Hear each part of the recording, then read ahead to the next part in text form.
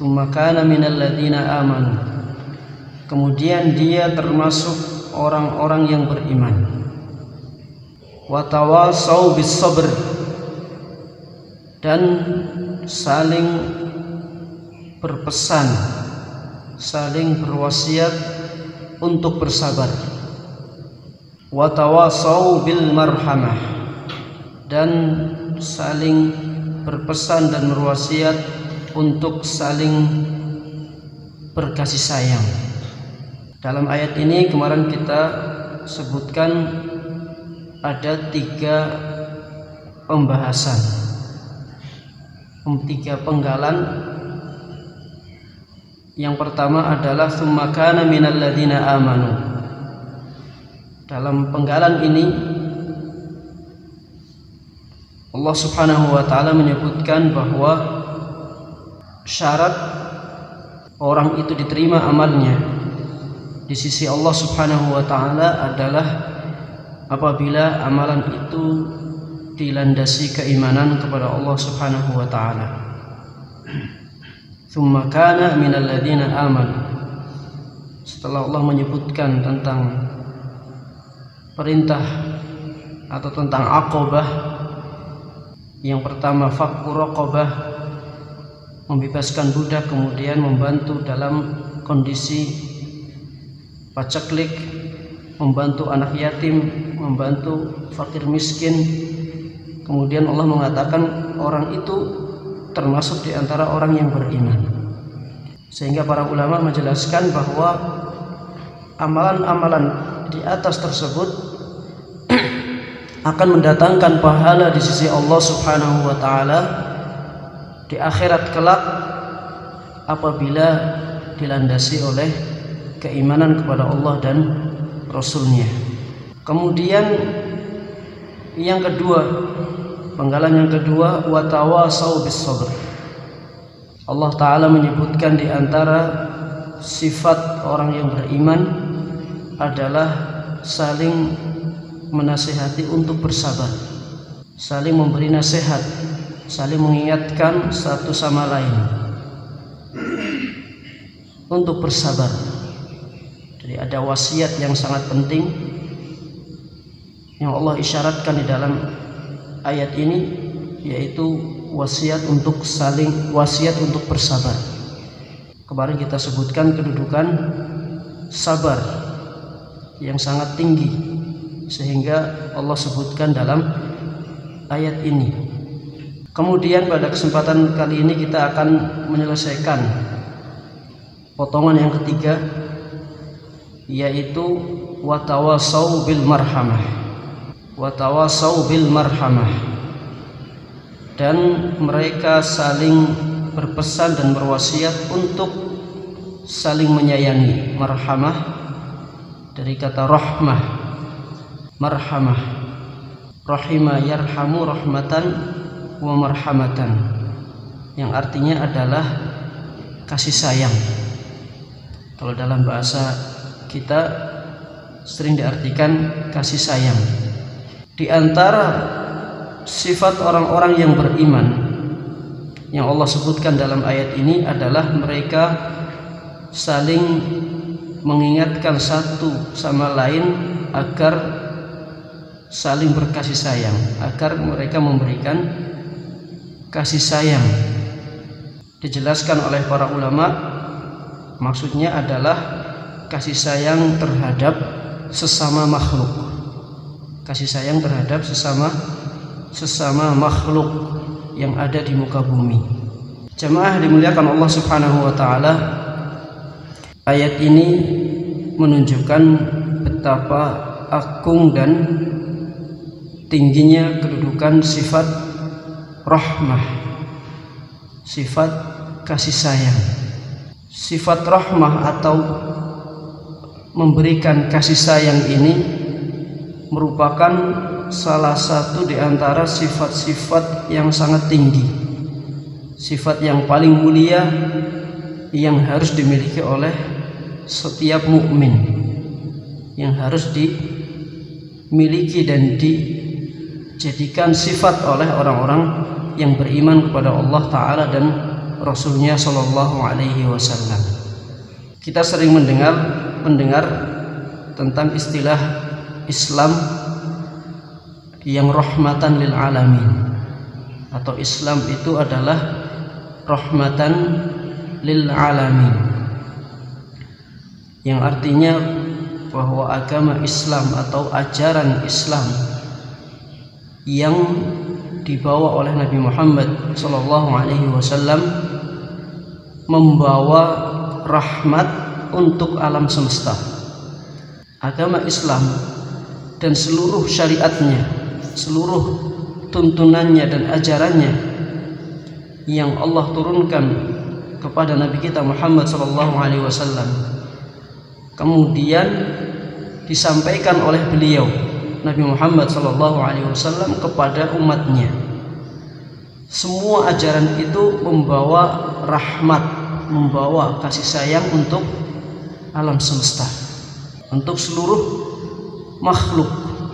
Kalau kita berbicara alamin atau sering kita artikan alam semesta, maka maksudnya seperti yang dijelaskan oleh para ulama adalah kullu man siwallah, segala sesuatu selain Allah itu disebut alamin. Artinya apa? Artinya alam semesta adalah semua makhluk. Alam semesta atau alamin maksudnya adalah seluruh makhluk yang ada di dunia ini.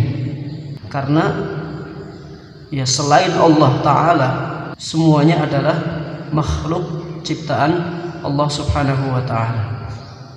Dan Islam yang dibawa oleh Nabi Muhammad, yang diajarkan oleh Nabi Muhammad SAW membawa rahmat, membawa kasih sayang untuk seluruh makhluk, seluruh manusia.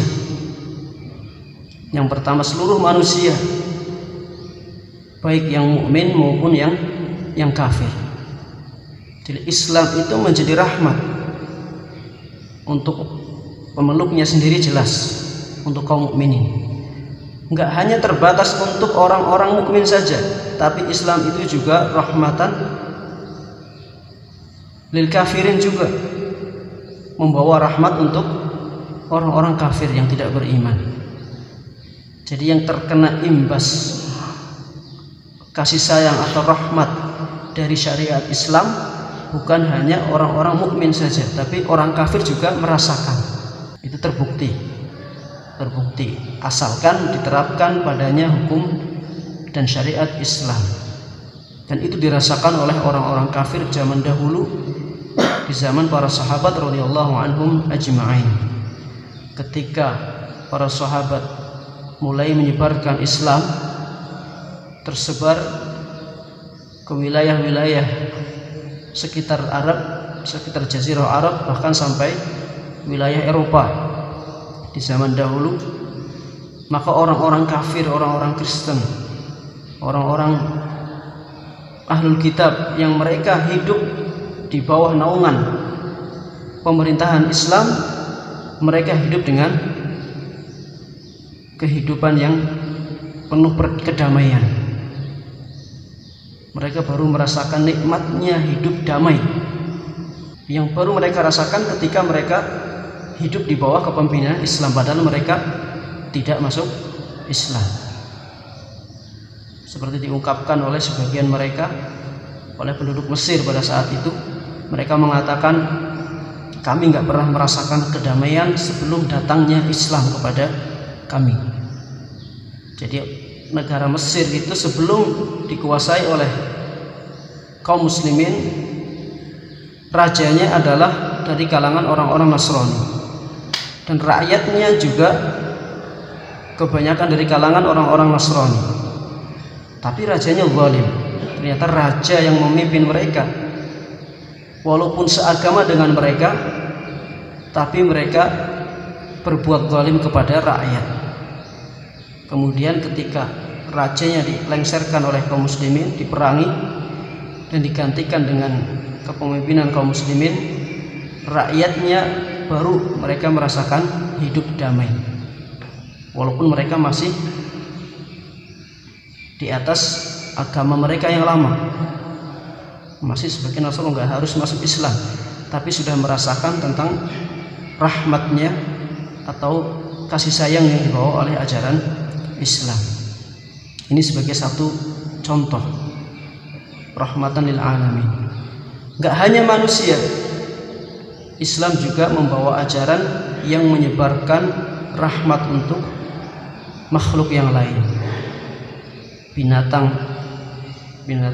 hewan, kemudian tumbuh-tumbuhan dan juga lingkungan.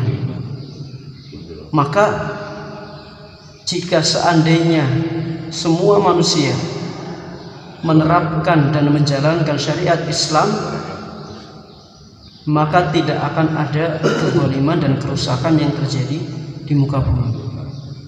Nggak ada kezaliman dan nggak ada kerusakan yang terjadi di muka bumi sama sekali, baik kerusakan lingkungan, kerusakan akhlak, moral, kerusakan muamalah dan lain sebagainya.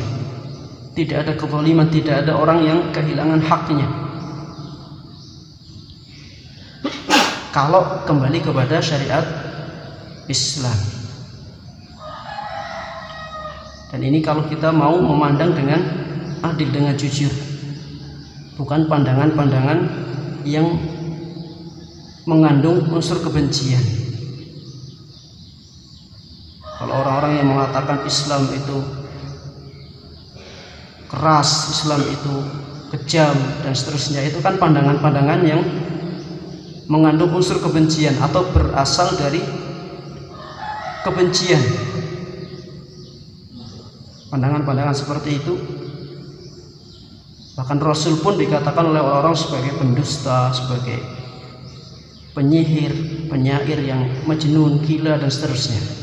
Padahal realnya sama sekali tidak ada sedikit pun tanda-tanda mengarah kepada tuduhan-tuduhan tersebut, justru sebaliknya.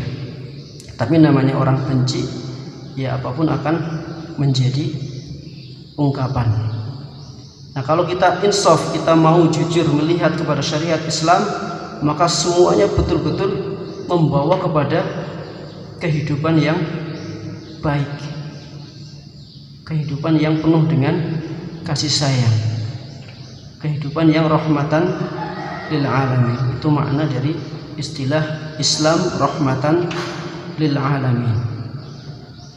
Dan Islam ya pasti rahmatan lil alamin. Bukan tidak ada Islam yang rahmatan lil alamin dan Islam yang tidak rahmatan lil alamin. Ini kan kadang ada istilah, kita ingin meluruskan. Kadang ada istilah, ayo kita belajar Islam yang rahmatan lil alamin. Jangan Islam yang kaku, jangan Islam yang yang kasar, tapi kita milih Islam yang rahmatan lil alamin. Dan ini keliru. Kita ingin luruskan bahwa Islam yang benar, Islam yang kembali kepada Al-Quran dan Sunnah, kembali kepada Al-Quran dan Sunnah Nabi kita Muhammad SAW, maka itu adalah Islam, maka itu semua adalah rahmatan lil alamin. Kalau Islam ya berarti rahmatan lil alamin. Kalau bertentangan dengan rahmatan lil alamin atau menimbulkan madarat yang itu bertentangan dengan prinsip rahmatan lil alamin, ya maka itu bukan, maka harus kita pertanyakan ini termasuk bagian dari syariat Islam atau tidak. Namun penilaiannya adalah dengan kembali kepada Al-Quran dan hadis Nabi SAW, bukan hanya dengan perasaan dan logika kita menganggap ini rahmatan lil alamin. Ini bukan, tapi kembalikan kepada Al-Quran dan hadis, kembalikan kepada pemahaman para ulama, pemahaman para sahabat, para tabi'in dan tabi'u at-tabi'in. Dan kita cermati bahwa semua syariat yang terkandung di dalam Al-Quran dan Sunnah semuanya adalah syariat yang membawa rahmatan lil alamin. Jadi rahmah atau saling berkasih sayang itu merupakan salah satu dari tujuan Allah Subhanahu wa taala menurunkan syariat Islam. Tujuan dari Allah Subhanahu wa taala mengutus Nabi kita Muhammad sallallahu alaihi wasallam, yaitu untuk menyebarkan kasih sayang, menyebarkan rahmat. Ada banyak sekali ayat-ayat dan hadis-hadis Nabi sallallahu alaihi wasallam yang berkaitan dengan perintah untuk memberikan kasih sayang, perintah untuk bersifat rahmah atau kasih sayang. Kita akan sebutkan beberapa di antaranya dan beberapa hal yang menunjukkan keagungan dari sifat rahmah ini. Di antaranya adalah hadis yang diriwayatkan oleh Imam At-Tirmidzi, hadis yang sangat masyhur. Nabi SAW bersabda, "Ar-rahimuna yarhamhumur rahman, ar-rahimuna yarhamhumur rahman, ar-rahimuna yarhamuhumur rahman, irhamu man fil ardi yarhamkum man fis sama." Yang artinya orang-orang yang berkasih sayang, orang-orang yang punya sifat kasih sayang, rahmah, mereka disayangi oleh Allah Subhanahu wa taala Ar-Rahman, yang Maha Penyayang.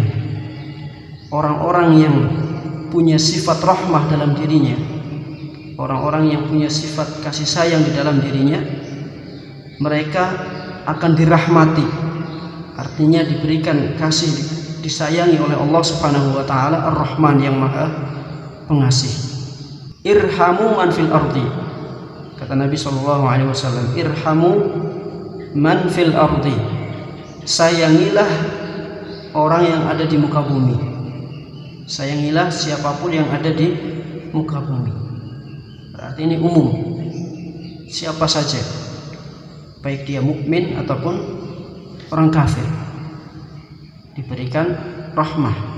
Yarhamkum man fis sama, maka Allah Subhanahu wa taala, zat yang ada di langit, akan memberikan kasihnya, memberikan sayangnya kepada kalian. Irhamu man fil ardi yarhamkum man fis sama. Hadis ini menunjukkan bahwa orang yang punya sifat kasih sayang, mereka akan disayangi oleh Allah Subhanahu wa taala yang Maha Penyayang.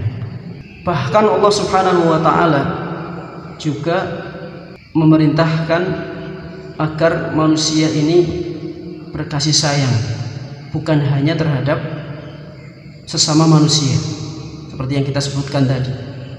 Manusia juga diperintahkan untuk memberikan kasih sayang kepada makhluk yang lain, termasuk diantaranya yang hidup bersama dengan kita adalah binatang, hewan. Kita diperintahkan untuk memberikan kasih sayang kita dengan tulus kepada para binatang, kepada para hewan. Dalam sebuah hadis yang diriwayatkan oleh Imam Bukhari di dalam Al-Adabul Mufrad, diceritakan bahwa ada seseorang yang datang kepada Nabi Shallallahu Alaihi Wasallam. Kemudian orang itu menyebutkan kepada Rasul, "Ya Rasulullah, sesungguhnya aku merasa kasihan terhadap kambing yang aku sembelih." Dia mengatakan bahwa merasa kasihan, merasa rahmahlah, merasa kasih sayang kepada kambing yang dia sembelih, sayang, kasihan dan seterusnya.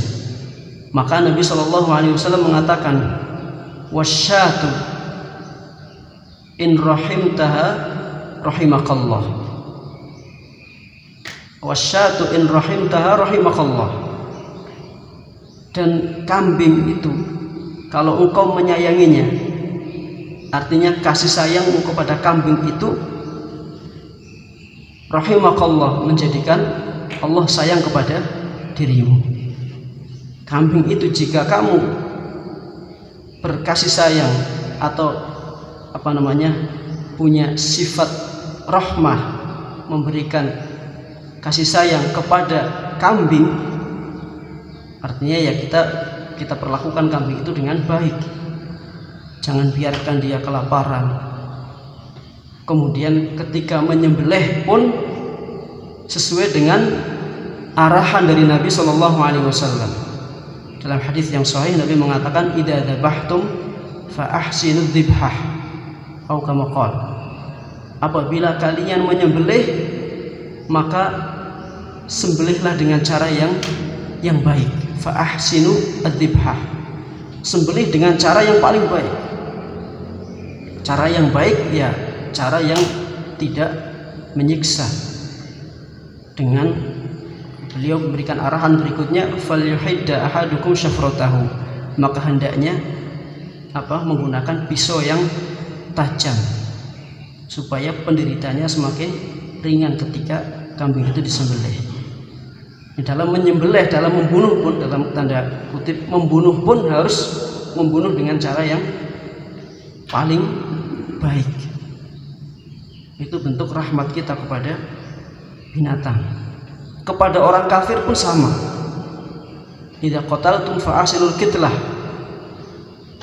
Dalam hadis yang sama Nabi mengatakan, jika kalian membunuh maka bunuh dengan cara yang baik.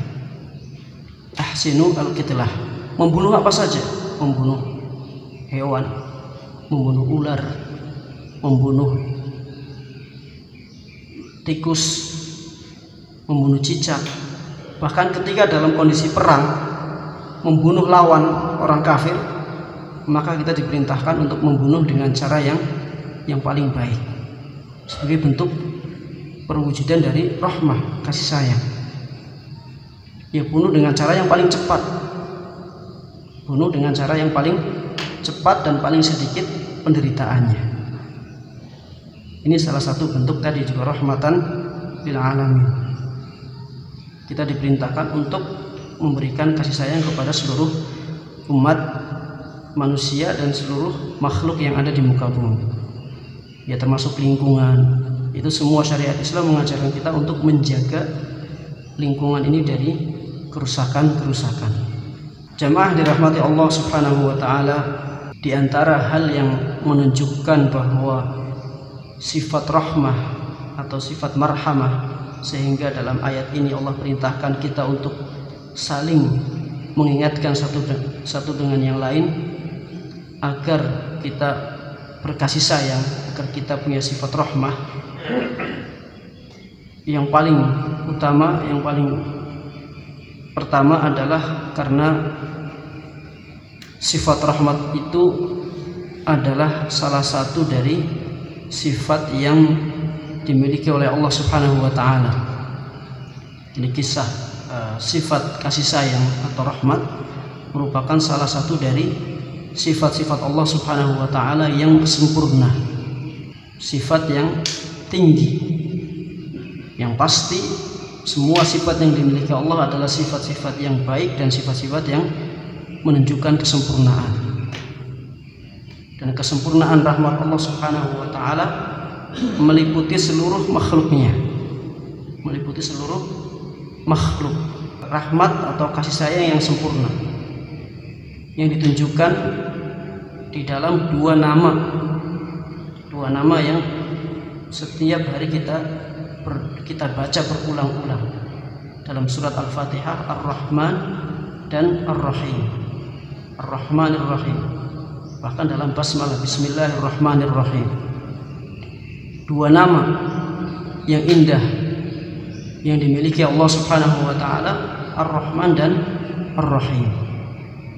Kedua nama ini menunjukkan kesempurnaan sifat rahmat, sifat kasih sayang yang dimiliki oleh Allah Subhanahu wa taala kepada seluruh makhluk-makhluknya, sebagaimana yang dijelaskan oleh para ulama tafsir tentang makna dari Ar-Rahman dan Ar-Rahim.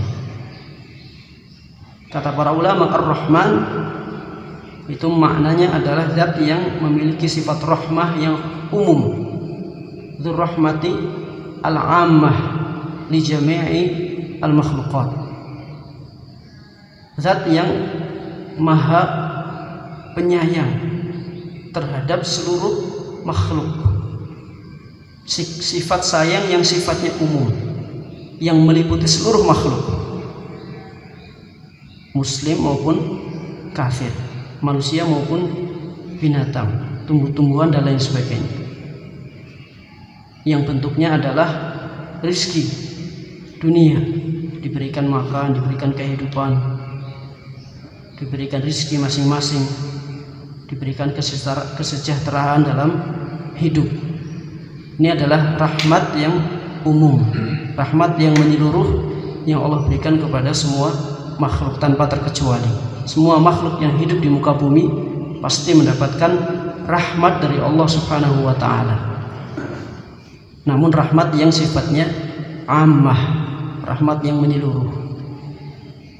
Sedangkan Ar-Rahim, nama Ar-Rahim itu maknanya adalah zat yang maha penyayang dengan sifat kasih sayang yang khusus.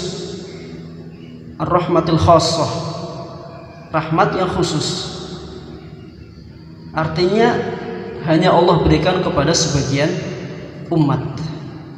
Kasih sayang yang tidak diberikan kepada seluruh manusia, namun hanya diberikan kepada sebagian manusia, yang berupa hidayah,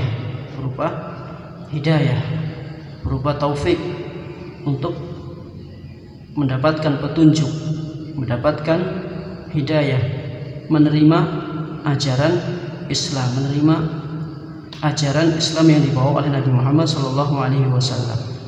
Itu bentuk kasih sayang yang khusus.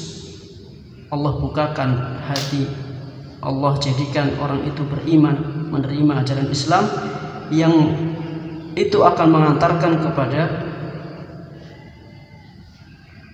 surga, kepada rahmat Allah Subhanahu wa ta'ala yang paling tinggi, yaitu surga Allah Subhanahu wa ta'ala di akhirat kelak.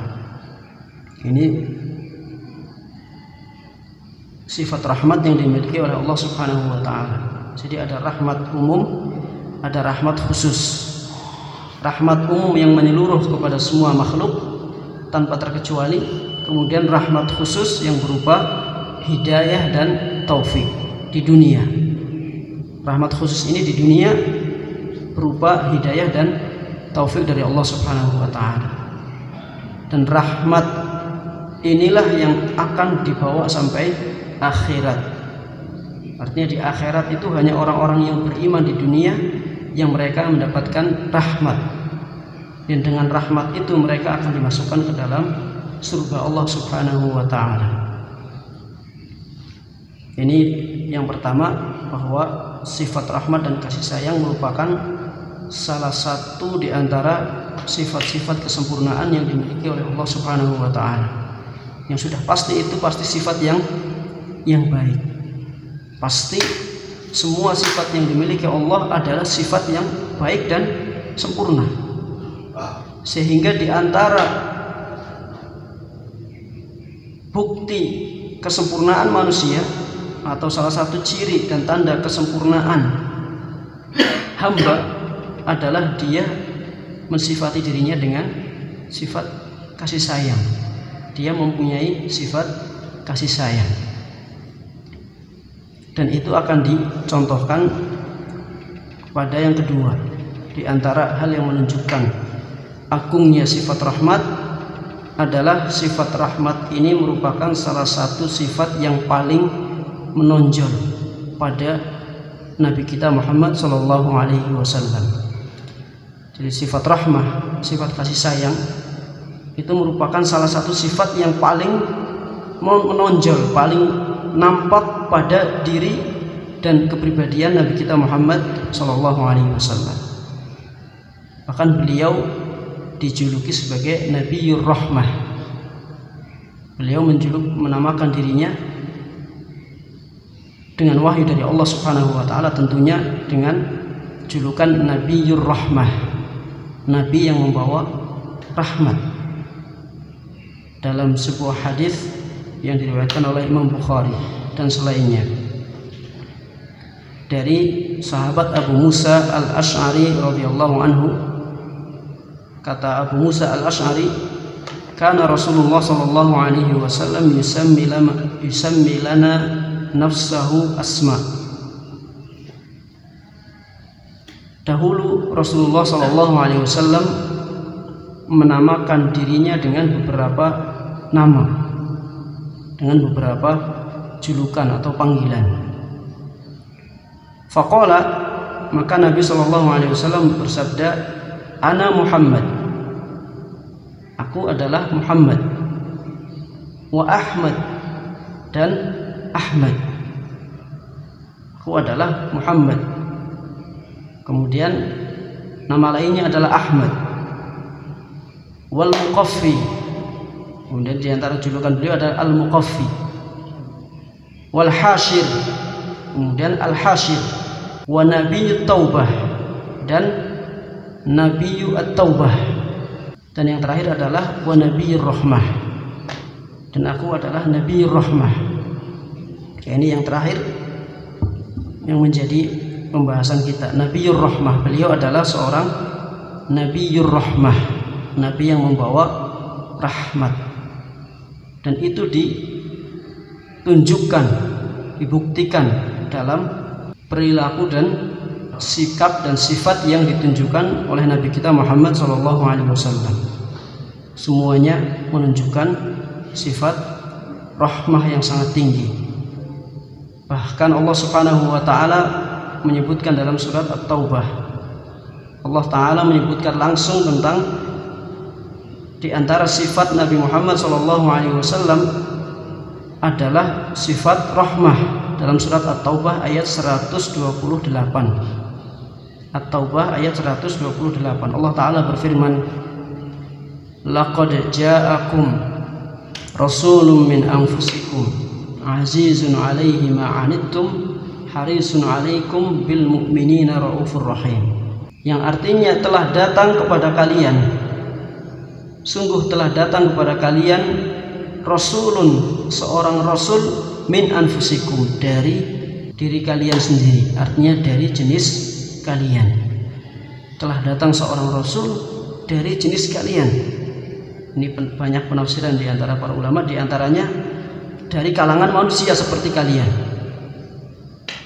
Ja'akum rasulun min anfusikum, telah datang seorang rasul dari kalangan manusia seperti kalian.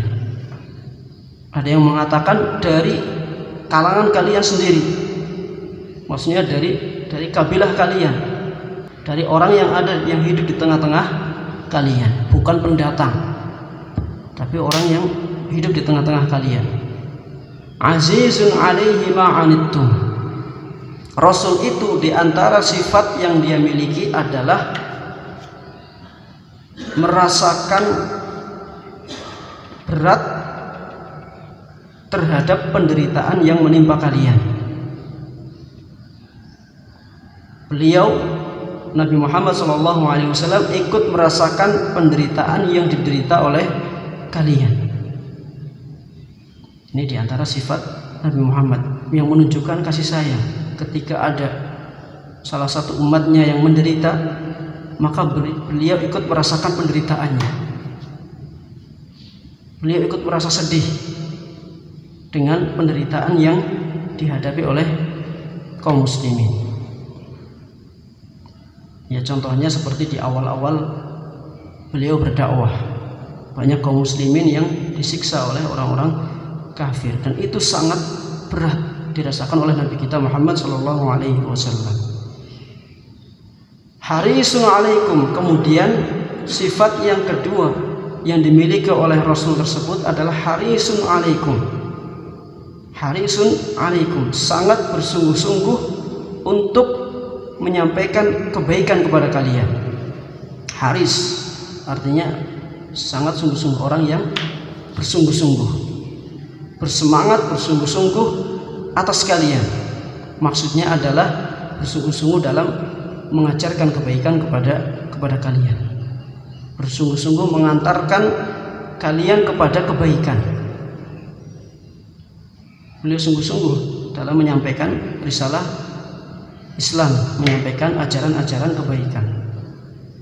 Dan ini adalah bentuk rahmat juga. Ini bentuk rahmat. Karena tadi rahmat yang paling besar yang Allah Subhanahu wa taala berikan kepada umat manusia adalah dengan diutusnya para rasul, yang para rasul itu menyampaikan ajaran Islam, menyampaikan ajaran-ajaran kebaikan yang mengantarkan kepada kebaikan dunia dan akhirat. Itu bentuk rahmat yang paling tinggi, bentuk rahmat yang paling besar. Kemudian sifat yang ketiga dari ayat ini adalah bil mu'minina raufur rahim. Harisun alaikum bil mu'minina raufur rahim. Di antara sifat Rasul tersebut adalah sangat memberikan kasih sayang kepada umatnya, kaum mukminin. Bil mu'minina raufur rahim. Beliau sangat berkasih sayang, beliau sangat sayang kepada kaum mukminin, kepada umat-umatnya. Sehingga semua yang beliau ajarkan, semua yang beliau berikan adalah bentuk kasih sayang beliau kepada umatnya. Ini dalam surat At-Taubah ayat 128. Di antara sifat utama yang dimiliki oleh Nabi kita Muhammad sallallahu alaihi wasallam.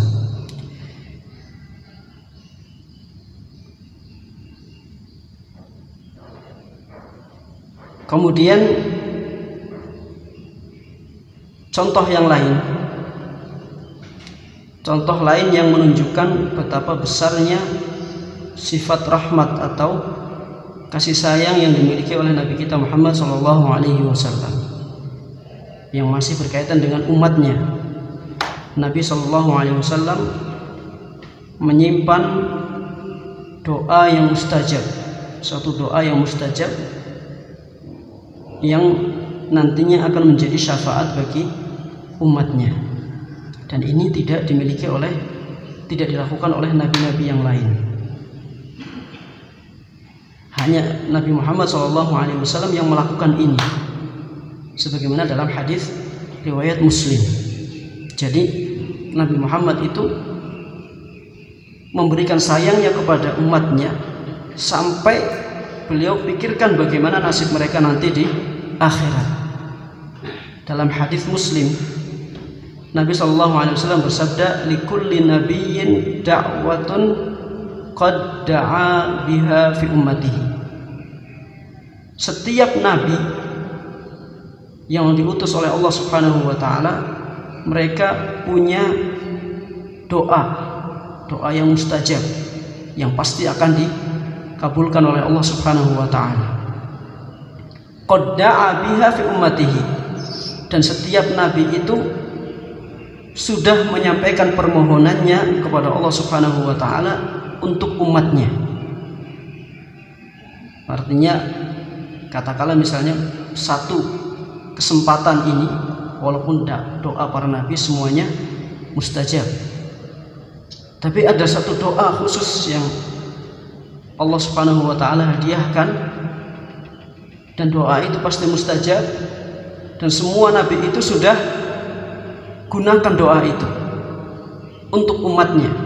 Di doa itu sudah dipanjatkan oleh setiap nabi untuk kebaikan umatnya. Kata Nabi SAW, wa khaba'tu da'wati syafa'atan li ummati yaumal qiyamah.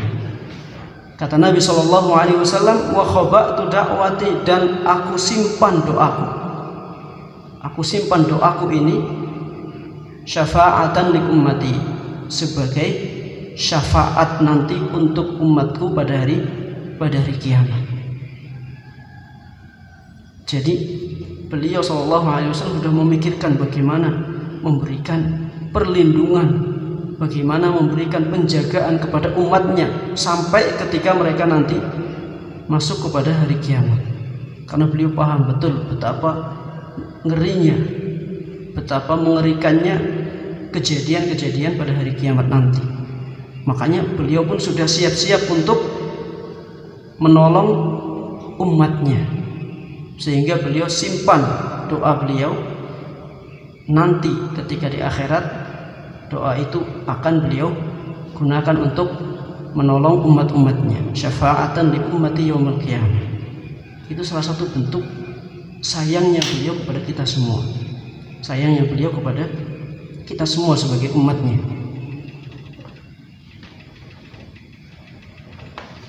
Kemudian di antara yang lain, hadis yang menunjukkan tentang sifat kasih sayang dimiliki oleh Nabi SAW banyak sekali. Kita akan sebutkan beberapa sebagai contoh, karena beliau adalah uswatun hasanah kita, uswah kita, suri tauladan kita. Maka kita melihat sifat atau sikap kasih sayang beliau, mudah-mudahan nanti bisa kita contoh dalam kehidupan kita. Nabi SAW adalah orang yang paling sayang terhadap keluarganya. Nabi Muhammad SAW adalah orang yang paling sayang terhadap keluarganya. Hal itu dituturkan oleh Anas bin Malik. Anas bin Malik ini pembantu Nabi SAW bertahun-tahun lamanya, dari sejak masih kecil sampai beliau meninggal dunia. Anas bin Malik mengatakan, ma ra'aitu ahadan kana arhama bil ayali min Rasulillah sallallahu alaihi wasallam. Hadis riwayat Bukhari. Kata Anas bin Malik, saya tidak pernah melihat seorang pun yang lebih sayang terhadap keluarganya. Saya tidak pernah melihat ada orang yang lebih sayang kepada keluarganya dibandingkan Rasulullah sallallahu alaihi wasallam. Padahal di sekitar Rasul ada para sahabat yang mereka semuanya atau sebagian mereka adalah orang-orang yang sangat baik. Abu Bakar As-Siddiq, Umar bin Khattab, Ali bin Abi Thalib, Utsman bin Affan, Abdullah bin Zubair dan lain sebagainya. Kalau kita baca kisah mereka adalah orang-orang yang sangat sayang kepada keluarganya.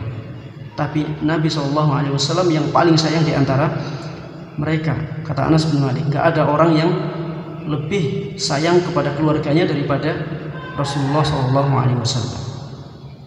Bahkan beliau sendiri mengatakan, khairukum li ahlihi wa ana khairukum li ahli. Sebaik-baik kalian adalah orang yang paling baik terhadap keluarga. Keluarga itu, ayal itu artinya orang-orang yang berada di bawah tanggung jawabnya, anak-anak istrinya, istri dan anak-anaknya, dan orang-orang lain yang berada di bawah tanggung jawabnya. Nah, ini artinya isyarat dan perintah betul bahwa orang yang pertama harus kita berikan kasih sayang kepada mereka adalah keluarga. Karena apa? Ada sebagian orang yang ketika di luar itu baik, ternyata di rumahnya sangat kejam, sangat keras.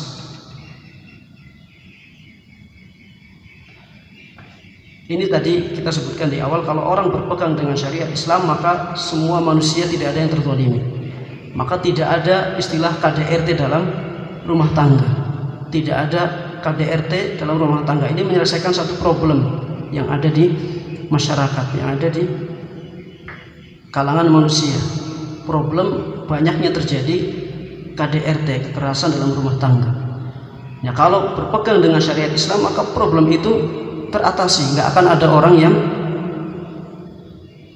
suami yang menzalimi istrinya, suami yang menyiksa anaknya, atau sebaliknya anak yang menyiksa orang tuanya ketika mereka sudah tua. Karena apa? Rasul yang dijadikan sebagai contoh, beliau sudah memberikan contoh yang paling sempurna. Beliau adalah orang yang paling baik, orang yang paling rahmah kepada keluarganya, anak istrinya. Bahkan kalau kita baca lebih detail lagi tentang tentang sikap Rasulullah SAW kepada keluarganya, Aisyah radhiyallahu anha pernah menuturkan bahwa beliau pernah membantu atau sering membantu dalam urusan dapur. Jadi beliau membantu istri-istrinya memasak, disebutkan membantu di dapur. Bahkan beliau keluar ketika waktu sholat saja. Jadi beliau membantu dalam urusan rumah, entah bersih-bersih dan lain sebagainya. Enggak disebutkan secara detail, tapi disebutkan bahwa Nabi SAW membantu kami dalam urusan rumah, kemudian ketika adzan beliau keluar sholat. Ketika selesai sholat beliau kembali lagi ke rumah dan kembali melakukan atau membantu urusan-urusan rumah tangga. Ini salah satu contoh bahwa seorang laki-laki, seorang suami, ya dia harus membantu urusan rumahnya, bukan hanya urusan istri. Seperti itu. Wallahu a'lam bishawab.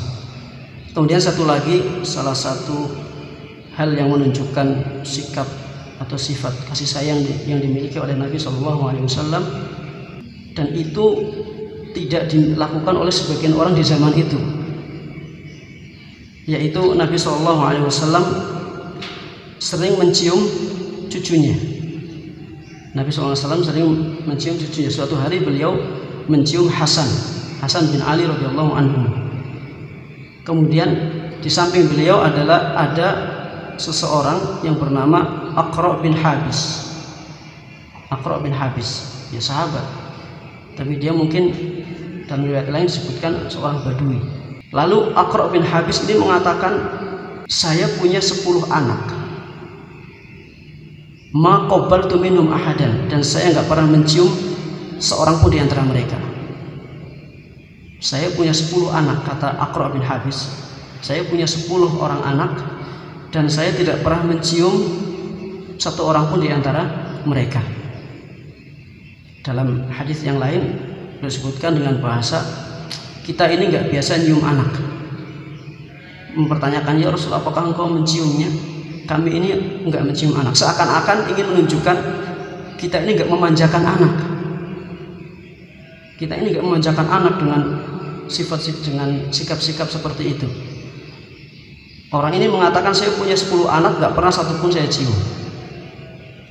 Maka Nabi pun melihat kepada orang ini dan mengatakan, man la yarham la yurham, man la yarham la yurham. Orang yang tidak memberikan kasih sayang, maka dia tidak akan mendapatkan kasih sayang.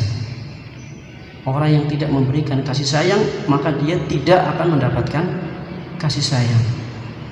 Ini beliau betul-betul ingin mengajarkan kepada umatnya bahwa salah satu bentuk kasih sayang kita, sayang kepada anak-anak.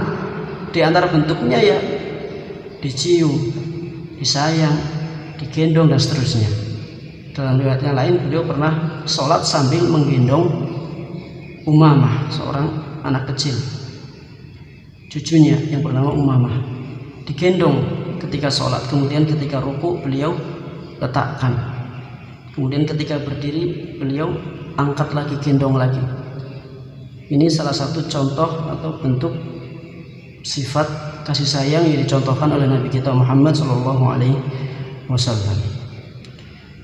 Mudah-mudahan ini bisa menambahkan kebaikan kepada kita semua, menambah semangat kita untuk terus berusaha mengamalkan apa yang dicontohkan oleh Nabi kita Muhammad SAW, menjadi hamba-hamba Allah Subhanahu wa Ta'ala yang menyebarkan kasih sayang, dimulai dari keluarga, kemudian orang-orang terdekat kita, sampai kepada seluruh umat manusia. Wallahu a'lam bishawab.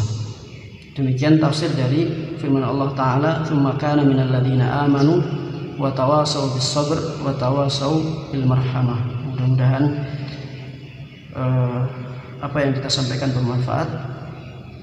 Kita cukupkan dengan doa kafatul majlis. Subhanakallahumma wa bihamdik, asyhadu an la ilaha illa anta, astaghfiruka wa atubu ilaik. Assalamualaikum warahmatullahi wabarakatuh.